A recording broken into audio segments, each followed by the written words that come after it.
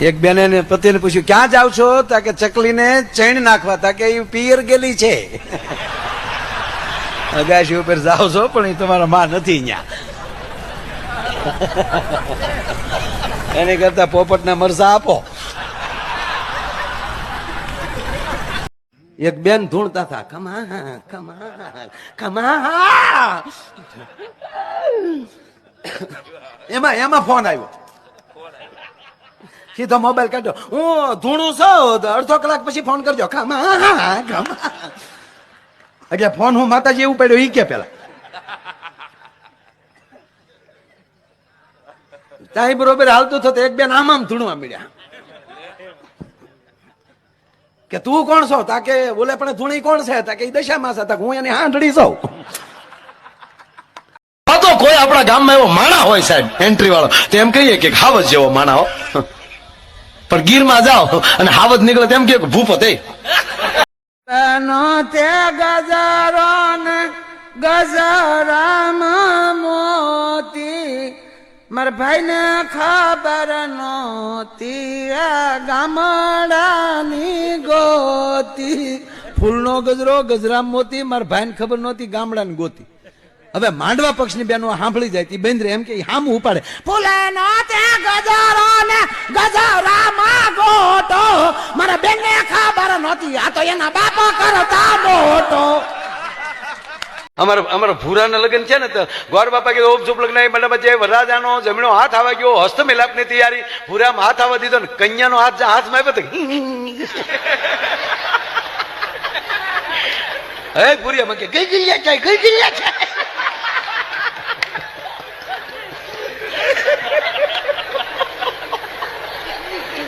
રૂપ વેચણી ભગવાને કરી. જયારે ભારતમાં રૂપની વેચણી શરૂ કરી એટલે કાશ્મીર થી શરૂ કર્યું.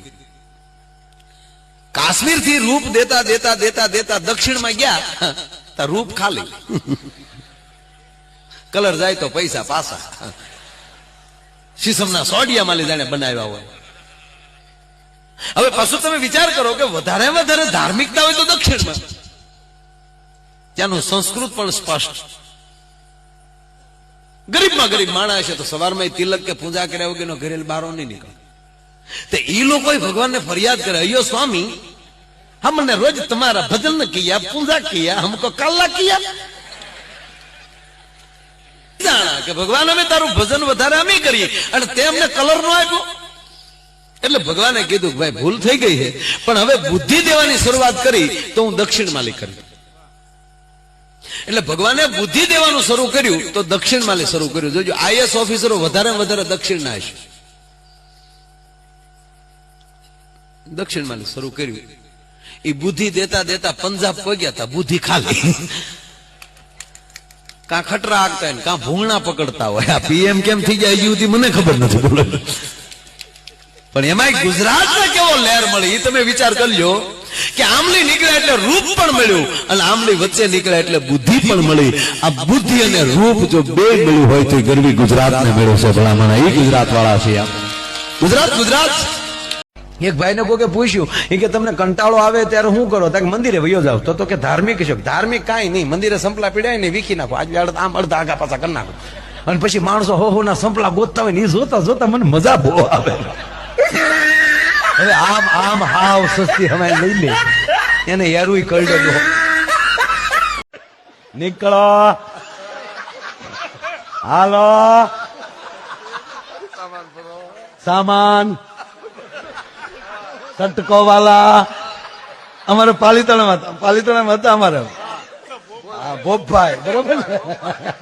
હાલો વાલા ભજન અડધું બોલે ગમન.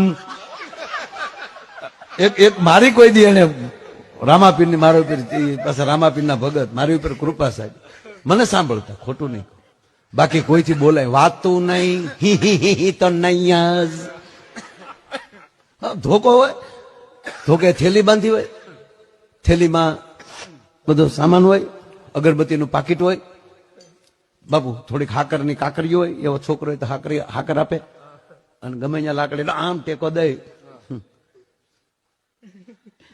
પાલીતાણામાં ત્યારે ઘોડા ગાડીઓ વધારે રોડ ને કાંઠે આમ ટેકો દઈને ઉભેલા અને ઉભા ઉભા બીબડા નોખા કાઢતા હતા. એમાં ઘોડાગાડી વાહે ઉભી રહી અને ઘોડાગાડીના ઘોડા અહીંયા ખંભે ફ્રર. આમ જોયો બળ્યો એમણે ઘોડાગાડી વાળા હાલે લે આ તો ભોપભાઈ. ઘોડાગાડી વાળાને કીધું હેઠો હેઠો. તો ઓલો સિંધી હતો. અરે વળી ભોપભાઈ ઘોડાએ ફ્રુલું કર્યું. ઘોડો કોનો કે પણ હવે ઘોડે કર્યું. તારો વાક નહીં કે નહીં. એક બાજુ વાક ઘોડાનો કે હા ભોપભાઈ ઘોડે ઘોડે શેઠો. ઘોડા ગાડીમાં બેઠો તેને કીધું હેઠા. એ હેઠા ને પછી ભોપભાઈ જે ધોકો હોય જાય કે એક ઘોડાને મૂક્યો ને જે ઈ તળેટીને રોડે જે એકલી ઘોડાગાડી ગઈ મહેન્દ્રસિંહ ના ઘર સુધી ન ઉભી રહ્યો. તા ઓલો ઘોડાગાડી વાળો એ ભોપભાઈ ત્યાં ઘોડો ગયો એમ જાહો.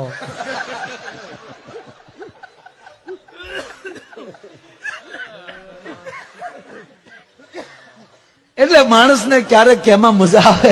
એક વાણિયાના છોકરા દરબારે માર્યો. દરબારે માર્યો વાણિયાના છોકરા. એટલે વાણિયાએ કીધું બાપુ મારો વાઘ હું ઈ તો કયો તારા વાઘની વાતે કેટલી ઘડી રહેવું. તમે તો વાઘમાં ન આવો તમારે હું બેંધ રહેવું. હા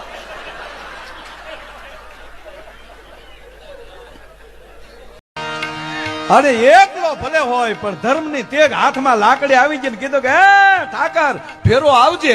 પછી હામાં ભલે દોઢો હોય એ પાથરો જ પડે સાહેબ. મારો કહેવાનો મત પણ સત્ય હોવું જોવે સાહેબ. સત્ય જ્યાં સુધી હશે. એટલે એક આઠમ બાવળિયાળી ન ભૂલતા.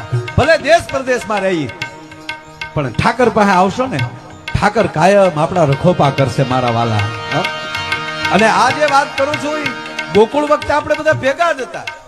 2-2.5 વર્ષ. એક તો 80 વર્ષનો દાદો વાતમાં કે ડાર્લિંગ ક્યાં છવો તો ડોશી ને દાંત આવે બોલો. એ અહીંયા બેઠી છે હું છે.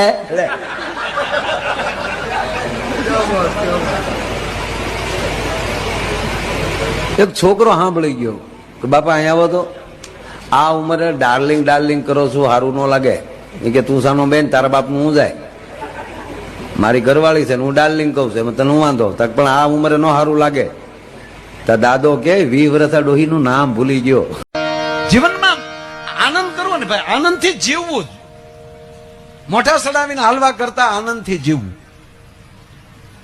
જેટલા તમે અંદરથી આનંદમાં એટલો તમને તમારું જીવન હળવું લાગશે. અમુક તો જોજો આખો મંડપ દાંત કરતે ને તો અમુક આમ જ બેઠા છે.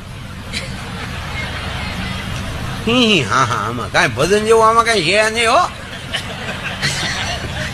એ તારું ડોહું દાંત કાઢો એ જ ભજન.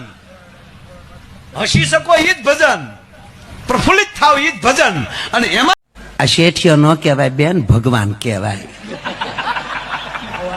51 લાખ ભગવાન કહેવાય બેન. ઉપેલી ઈશ્વરે મોકલ્યા હોય. ભગવાને કોઈ ખોટા કોઈને મોકલ્યા જ નથી. કાંઈક નું કાંઈક કાર્ય કરવા આવ્યો હોય પણ છતાં તમારા ધ્યાનમાં કોઈ હોય અને એવું લાગે કે અમારા ગામમાં હા એક નવીરો છે કાંઈ કરતો નથી. એ વાત ખોટી છે. એ ગામની હળી કરવા આવ્યો હોય.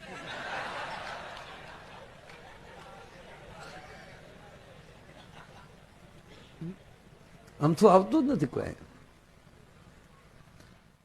આપણે જો રોડે ઉભા ભાઈબંધ હારાય છે તો આપણે કઈ પૈસાની જરૂર નથી. જો રોડે ઉભા ને આપણા મિત્રને મર્સિડીઝ હોય ઘરની રોડે ઉભા હોય ને ઉભા કાળજાને કટકા જો ભાઈ બધો ભાળીને કાચ ચડાવી દેવો નહીં. લુખું છે તું ત્યાં તેથી હારું તું લુખું દીકરો હતા. તું અમારે યારે બોરડીને બોર ખાતો હતો ઉભો.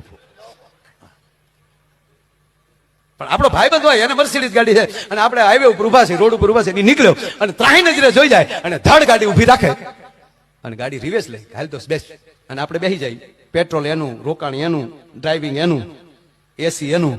એને જેટલું ટેમ્પરેચર અંદર મળશે એટલું જ આપણને મળશે. એને જેટલી સ્પીડ મળશે એટલી જ આપણને સ્પીડ મળશે. હારા ભાઈબંધો હારે બેસી જાવ. રોકાણ કરવાની જરૂર નથી ભલા માણા.